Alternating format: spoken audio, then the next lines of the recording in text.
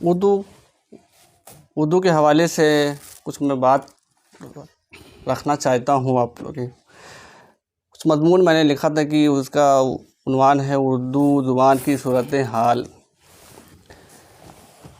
شمال ہند بھارت کا وہ خاص علاقہ ہے جہاں اردو زبان پھولی پھلی پروان چڑھی. اس کے خد و خال میں نکھار آیا، اس کے زلف گیرا گیر میں خیرہ کن چمک پیدا ہوئی. اس کا رخ زیبا نور سے معمور ہوتا گیا، گویا اردو زبان ہر طرح سے نکھرتی اور سنورتی گئی، ترقی کی منزلیں طے کرتی رہی، یہاں تک کہ پورے ہندوستان میں نہ صرف عوامی بول چال میں تحریری طور پر بھی مروج رہی. اردو ہے جس کا نام ہم ہی جانتے ہیں داغ، اردو ہے جس کا نام ہم ہی جانتے ہیں داغ، سارے جہاں میں دھوم ہماری زباں کی ہے. افسوس کہ آج اردو زبان کا حال دیکھ کر داغ کے اس شعر میں ہے کی جگہ ہمیں تھی لگانا پڑ رہا ہے. کوئی زمانہ تھا کہ یہی گری پڑی اردو زبان بادشاہوں کے سر کا تاج تھی، درویشوں کی دعاؤں میں روحانیت کا سبب تھی. ہر کوئی اردو بولتا تھا، سرکاری نوکریاں بھی اردو ہی کی مدد سے ملا کرتی تھیں. عام بول چال میں اردو زبان کا استعمال عام تھا، یعنی یہ زبان تقریباً سارے ہندوستان میں عوامی ارتداب کا سبب، بہتر اور خوبصورت اظہار تھی.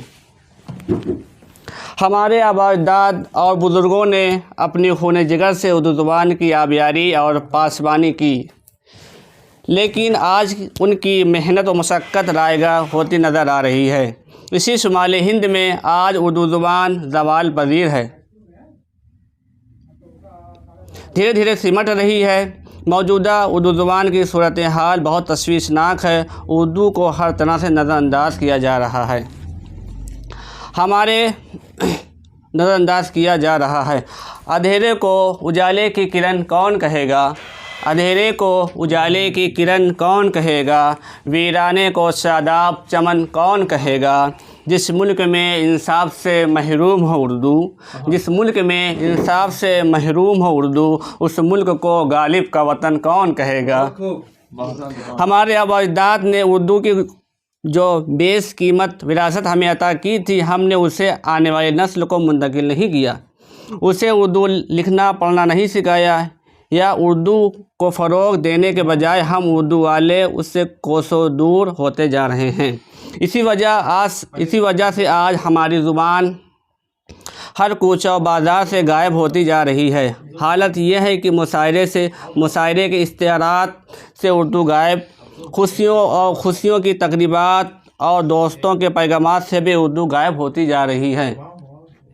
بالی ووڈ کی فلموں کی زبان اردو ہے، مگر فلم کے ٹائٹل سے اردو غائب. المیہ یہ بھی ہے کہ عوام بول چال میں اردو زبان کے الفاظ کم سے کم ہوتے جا رہے ہیں.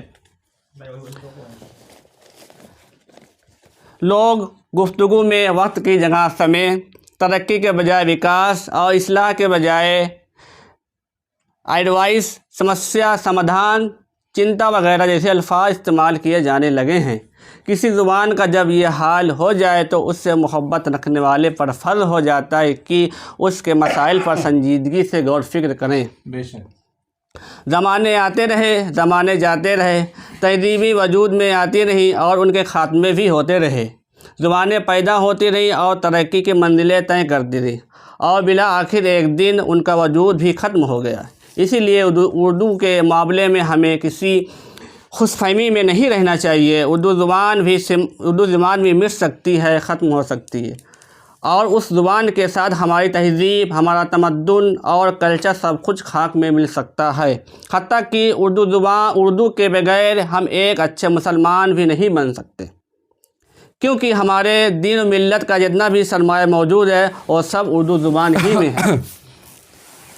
اگر ہم اردو زبان کو لکھ پڑھ نہیں سکتے تو ہمارے لیے بڑی شرمناک بات ہے. اگر آپ اردو والے ہیں تو آئیے ہم عہد کریں، ہر وہ شخص جو اردو لکھ پڑھ نہیں سکتا اسے اردو لکھنا پڑھنا سکھائیں. اردو کی نئی زندگی کے لیے کم سے کم اتنا تو کرنا ہوگا.